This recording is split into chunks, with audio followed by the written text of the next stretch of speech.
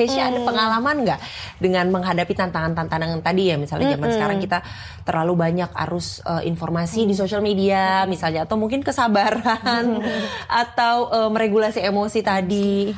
Kalau aku sih sebenarnya lebih stop diri aku untuk baca-baca sosmed untuk kayak parenting itu, karena kadang tuh bener kata Mbak Irma tadi, jadi membandingkan antara parentingku dan parenting orang lain, jadinya jadi mix, jadinya aku kayak emosi sendiri gitu. Jadi aku coba kenalin diri aku sendiri, aku mau kayak gimana sama anak aku. Nah, itu yang aku terapkan sambil kayak comot-comot yang tadi aku bilang gitu. Nah, terus kalau misalkan kayak sebenarnya gentle parenting itu susah banget ya, apalagi anak aku 2, bedanya jaraknya dikit-dikit gitu.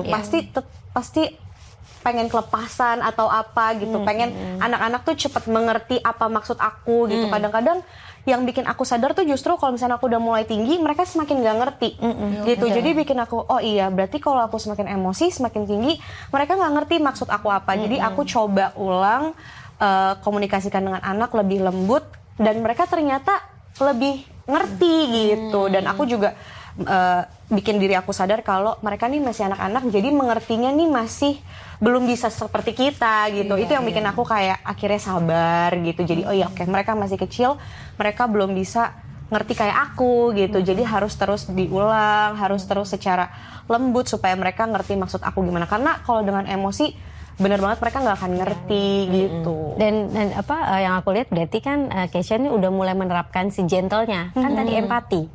Jadi kayak berusaha untuk mengerti anaknya seperti apa gitu ya. Karena kalau marah-marah juga nggak efektif. Berarti saya harus ngertiin nih mereka mau apa, pelan-pelan gitu kan. Dan tadi juga kayak misalnya ngebandingin sama parenting lain, itu bikin kita jadi punya mom guilt gitu loh. Kayak jadi punya rasa bersalah. Kok parenting saya sama dia beda ya? Kok kayaknya ya gitu lebih oke gitu. Nah, justru nanti kita jadi lebih nggak fokus sama anak kita sendiri, karena upaya kita tuh berusaha keras untuk membandingin sama yang lain, jadi lebih punya rasa bersalah gitu. Kayak aku nih sama papahnya anak-anak kan, kayak sama suamiku tuh kita nggak ada ART di rumah kan, kita lagi coba berempatan aja di rumah.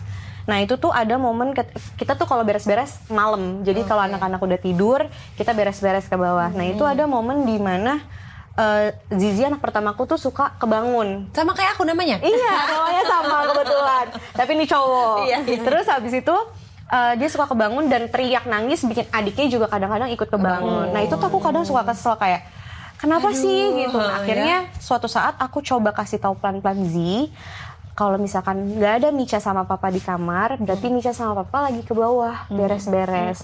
Abang bobo lagi aja, atau jangan nangis. Nah setelah aku kasih tahu lebih heart to heart sama dia jadi sekarang nggak teriak, jadi dia buka pintu. Jadi kedengaran buka pintunya yang bikin aku kayak, iya Zi, Micha di bawah gitu. Jadi ternyata itu works banget untuk anak-anak aku gitu. Berarti ada trial errornya dulu juga ya, cari cara yang mana yang paling works buat keluarga kita sendiri gitu. Nah tadi kan Keisha cerita pengalaman trial errornya itu ya, tapi kamu sendiri pernah nggak selama menjalani tipe parenting yang kamu jalankan ini, gentle parenting, kamu lebih aware dengan emosi kamu, pernah nggak ngerasa aduh kok aku kayaknya salah deh, ngerasa bersalah dengan cara parenting sendiri, atau justru kebalikannya, kamu ngerasa udah bener banget nih caraku gitu? Oke. Aku pasti selama menjadi ibu ya, aku lebih kayak sering nyalahin diri aku sih, kayak misalkan kayak kalau anak-anak nggak achieve sesuatu gitu, atau kayak makannya dikit, atau kayak tiba-tiba sakit, itu tuh pasti yang aku salahin diri aku sendiri dulu. Aku kenapa nih, kurang apa gitu. Tapi karena aku belajar sekarang tuh, jadi banyak belajar deh, kayak setiap masalah aku cari solusinya gitu. Jadinya lebih tenang sih sekarang itu. Tapi pasti dulu tuh sampai sekarang juga masih suka nyalahin diri sendiri sih, ya namanya orang tua ya. Kayaknya gitu, naturally pasti, ya Mbak Irma ya.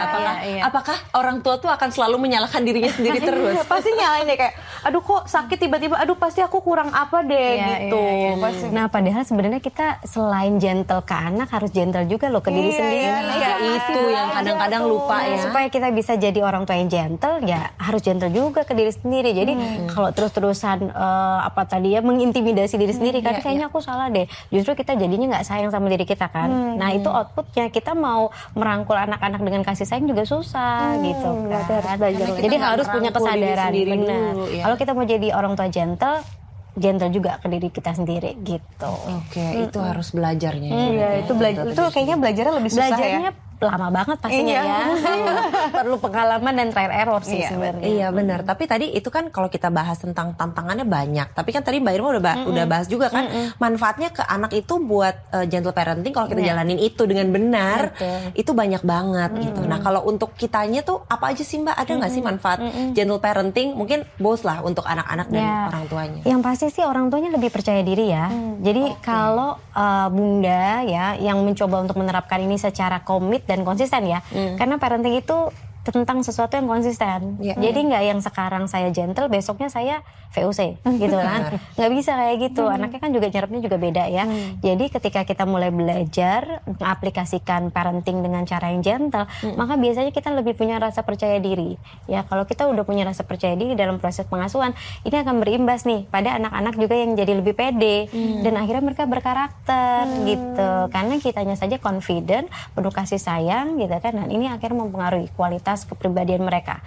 Saat nanti mungkin sudah dewasa lebih mudah ketika ada problem gitu ya, dia nggak gampang frustrasi gitu kan, dia nggak gampang depresi karena udah mendapatkan kasih sayang yang lembut dari orang tuanya sejak masih kecil gitu. Tapi kalau kelepasan gimana kira-kira? Nah itu mewakili pertanyaan banyak bunda-bunda sepertinya. Namanya kita manusia biasa ya, pastinya kan kita juga penuh ketidaksempurnaan gitu ya. Jadi kita berusaha untuk komit, konsisten dan balik lagi kalau misalnya ternyata kita sudah kelepasan banget, meminta maaf adalah salah satu bentuk cara kita menjadi gentle kepada anak, ya kan? Justru harus dicontohin ya. Betul, karena nggak boleh jadi bunda yang gengsi minta maaf tuh nggak bisa, nggak boleh gitu kan? Karena anak belajar untuk gentle ke dirinya sendiri kalau melihat orang tuanya bisa gentle kepada si anak-anaknya. Jadi kalau kelepasan minta maaf. Kalau anaknya sudah bisa diajak ngobrol kayak anak-anak gitu ya, ya sampaikan gitu kenapa bunda seperti ini, bunda lagi capek kayaknya gitu ya, supaya anak juga punya rasa empati gitu. Kadang kita mikir kalau emosi itu harus kita kelola sendiri ya, ternyata bisa juga kita sampaikan ke anak. Betul, karena yang namanya kecerdasan secara emosional gitu ya, itu berhubungan sama si gentle tadi kan, karena bagaimana kita regulasi diri kita sekaligus dengan terhubung sama orang lain, dan itu adalah anak kita. Gitu. Aduh bagus banget ya. Jadi maksudnya dua arah banget gitu ya Mbak Irma ya. Maksudnya dengan kita menerapkan gentle parenting ini, kedepannya si anaknya juga akan baik kepribadiannya. Buat para bunda-bundanya juga jadi lebih pede gitu ya. Dan ini buat para bunda-bunda di rumah juga emang kita tuh harus pede. Jadi bunda harus bangga karena kita itu adalah guru pertamanya anak-anak ya nggak sih? Kita berperan banget loh.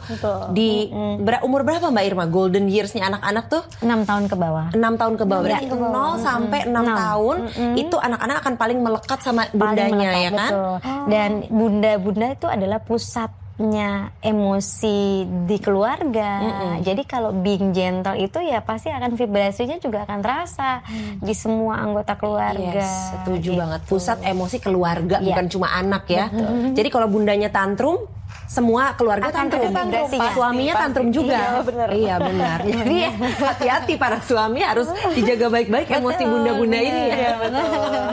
Oke, kalau Keisha sendiri kita kan tadi bahas ya kita harus bangga gitu loh jadi bunda karena emang tugas kita tuh penting dan mulia sekali. Apa momen yang bikin Keisha tuh ngerasa proud moment kamu jadi bunda? Kalau aku tuh bangga kalau misalkan apa yang aku terapkan ke anak-anak terapkan balik gitu. Kayak misalkan kayak aku kayak tadi aku pernah menerapkan kayak maaf ya Micha marah-marah karena Micha lagi capek.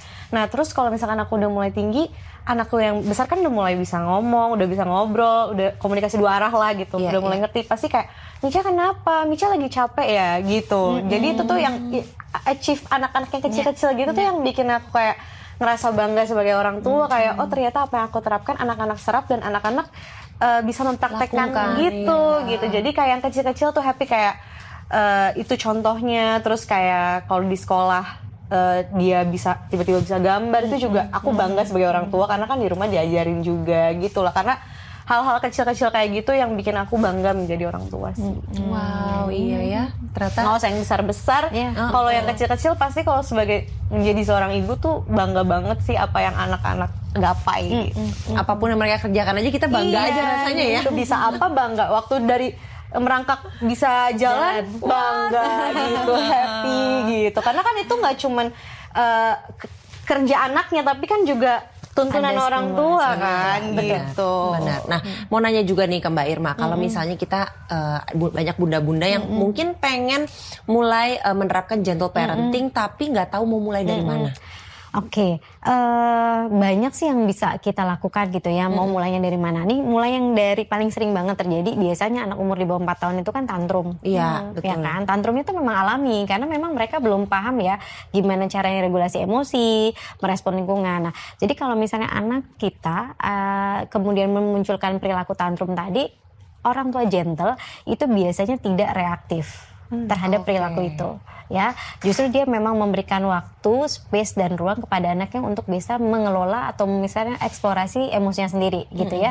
Nanti sampai reda gitu kan. Setelah itu baru kita menenangkan dia gitu ya. Nah, itu yang bisa kita lakukan. Kemudian kasih pelukan gitu. Itu yang paling penting. Jadi intinya adalah jangan reaktif, dekati anak dengan penuh kelembutan. Karena di balik perilaku itu ada kebutuhan. Jadi perilaku tantrum kebutuhannya apa? Perhatian kan, nah gitu. Gentlenya kita apa? Kasih perhatian gitu. Perhatiannya apa? Bukan mainan yang dia minta, bukan rengeng karena ini dan itu, tapi lebih karena dia ingin orang tuanya itu hadir di situ, tahu dia dan kemudian merangkul dia. Itu sih sebenarnya. Jadi setiap perilaku tantrum. Kemudian konsekuensi. Nah itu tadi ya, misalnya anaknya main terus berantakan gitu. Gentlenya gimana? Ya sudah Kak, ini kalau berantakan terus, contohnya ya berantakan terus, nanti kita tidak bisa bermain lagi, mainannya hilang gitu ya. Jadi memang harus sedikit soft spoken kalau kata anak zaman sekarang gitu ya. Tone-nya dijaga, ekspresi wajah dijaga. Nah itu sebenarnya daily di mana kita mulai untuk menerapkan gitu.